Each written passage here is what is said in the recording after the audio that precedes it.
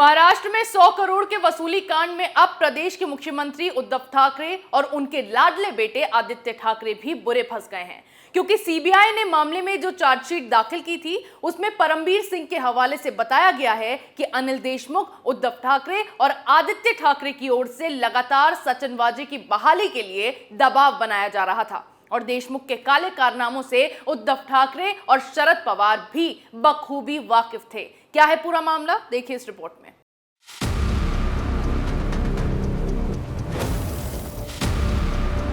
महाराष्ट्र में घोटालेबाजों की गैंग नहीं बल्कि पूरी की पूरी सरकार ही घोटालेबाजों से भरी है। ये बात अब सीबीआई की ओर से दाखिल की गई चार्जशीट के बाद साबित हो गई है। वो चार्जशीट जिसमें मुंबई के पूर्व पुलिस कमिश्नर परमबीर सिंह से लेकर सचिन वाजे ने सरकार को लेकर बड़े बड़े दावे किए, जिससे उद्धव ठाकरे की मुश्किलें बढ़ गई हैं। 100 करोड़ रुपए के भ्रष्टाचार मामले में सीबीआई ने जो चार्जशीट दाखिल की है उसमें परमबीर सिंह के हवाले से बताया गया है कि प्रदेश के तत्कालीन गृह मंत्री अनिल देशमुख, उद्धव ठाकरे और आदित्य ठाकरे की ओर से लगातार परमबीर सिंह पर सचिन वाजे की बहाली का दबाव बना रहे थे, जिसके बाद निलंबन तुरंत रद्द नहीं किया गया था, क्योंकि परमबीर सिंह के मुताबिक समीक्षा समिति आमतौर पर हर तिमाही में केवल एक बार मिलती थी। साथ ही ये भी बताया गया है कि मार्च 2021 में पुलिस प्रमुख के पद से हटाए जाने के बाद परमबीर सिंह ने सीएम ठाकरे को एक पत्र लिखा था, जिसमें देशमुख की ओर से पुलिस तबादलों में हस्तक्षेप करने सहित कदाचार के कई आरोप लगाए गए थे। पत्र भेजने से पहले परमबीर सिंह ने ठाकरे को देशमुख के कारनामों के बारे में जानकारी दी थी। तब ठाकरे ने कहा था कि वो आपके गृह मंत्री हैं। जब उद्धव ठाकरे ने मामले में कोई एक्शन नहीं लिया तो परमबीर सिंह ने देशमुख के बारे में राकांपा अध्यक्ष शरद पवार, डिप्टी सीएम अजीत पवार, सिंचाई मंत्री जयंत पाटिल और परिवहन मंत्री अनिल परब को बताया। लेकिन जो बयान इन मंत्रियों की ओर से आया उसके बाद सिंह को साफ हो गया था कि देशमुख के बारे में सभी को पहले से ही जानकारी है। ऐसे में परमबीर सिंह ने सीबीआई को एक सूची दी, जिसमें मुंबई से बाहर स्थानांतरित किए जाने वाले पुलिस सब इंस्पेक्टर के रैंक से लेकर पुलिस इंस्पेक्टर तक के अधिकारियों के नामों की सिफारिश की गई थी।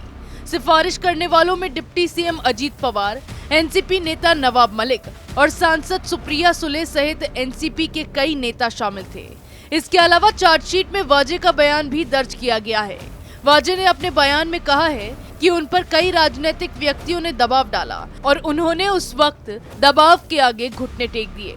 वाजे ने यह भी बताया कि वो अपनी बहाली के लिए देशमुख के संपर्क में आए थे और 7 अप्रैल 2020 को मंत्री ने उन्हें परमबीर सिंह के पास आवेदन जमा करने के लिए कहा था और उसके लिए देशमुख ने उनसे 2 करोड़ रुपए भी मांगे थे।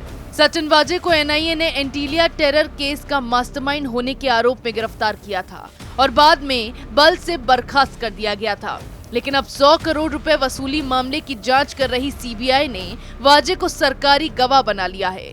परमबीर सिंह पहले ही लेटर बम फोड़कर अघाड़ी सरकार में मंत्री रहे अनिल देशमुख के काले कारनामों की पोल खोल चुके हैं, जिसके बाद से वो जेल की हवा खा रहे हैं। और अब सीबीआई की चार्जशीट में जो चौंकाने वाले खुलासे हुए हैं उससे उद्धव ठाकरे की मुश्किलें और भी बढ़ गई हैं।